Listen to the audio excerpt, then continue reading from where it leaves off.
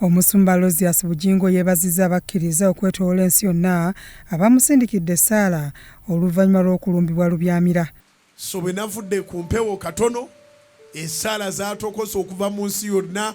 Mwebale bu message bwe mwampeereza, mwebale ababadde mu service naye era ne mutwala omutawaana ne musigala nga mumpeereza ku message. Musumba tukusabira, Musumba ab'ebweru, naye nga fulu yabadde w'amaanyi nenfuna ka nose bleed katono naye kabadde managed mu ddakiika ndowooza zaabadde nga mmeka 10-15. So kati ate mbadde nnyina okujja mbakakase nti essaala zammwe zikola. Agambye nti abantu bangi babadde n'okweraliikira olunaku olw'eggulo wabula essaala gye bamusindikidde yakoze kyova olaba ng'akomyewo ku kituuti.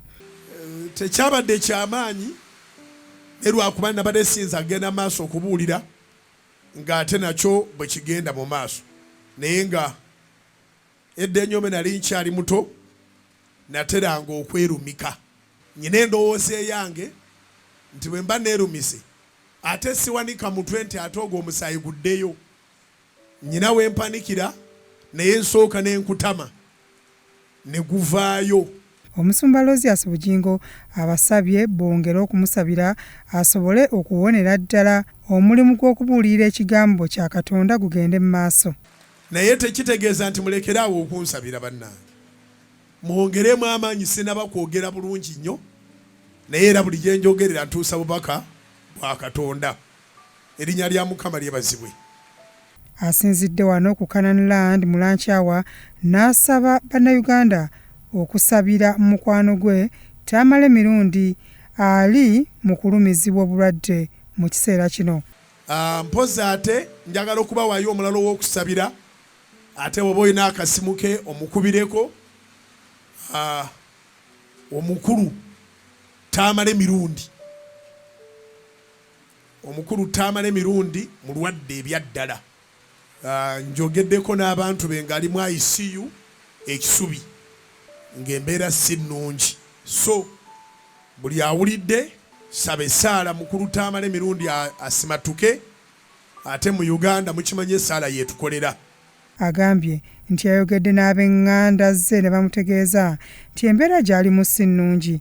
Nze ng'omuntu njogera naye bulijjo era abaana be bonna bakimanyi nti nabo baana bange.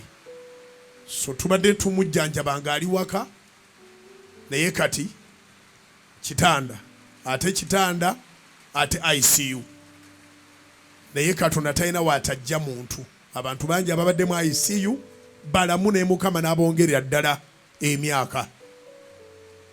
Ate nga nange mu nnyumba era tulinamu omulwadde era naye abadde mu ICU. Nyazaala wange Mama Imelda anzalira Susan Makula naye abadde mu ICU naye kati ate ye nkeddeyo ng'ali bulungi era ng'ayogera nga tunyumya bulungi. So twebaza Katonda nti akola. Ayongeddeko nti essala teyina weetatuuka era yeegasse ku kibiina ne bateeka abalwadde bonna mu mikono gya Katonda ayongere okubawonya. Katonda wa Ibulayimu ne Isaaka ne Yakobo mu linnya erisinga amannya ago n'erya Mukama waffe Yesu tuyimusa omukulu tamale mirundi. Taata ogolola omukono gwo ogw'amaanyi omuwonye essaala z'abatukuvu bano oziwulire, essaala zange n'essaala zaffe ffenna oziwulire, wabeerewo obujulizi Mukama nge Taata. Era tusabira n'abalwadde abalala bonna basiibulwe badde waka. Wadde ng'enkuba ebadde efudde emba tekirobedde bakkiriza kwewa ku Canaan Land mu kusaba kwa leero. Byatumubaze Godfrey, Crossroads TV, Omunnyo.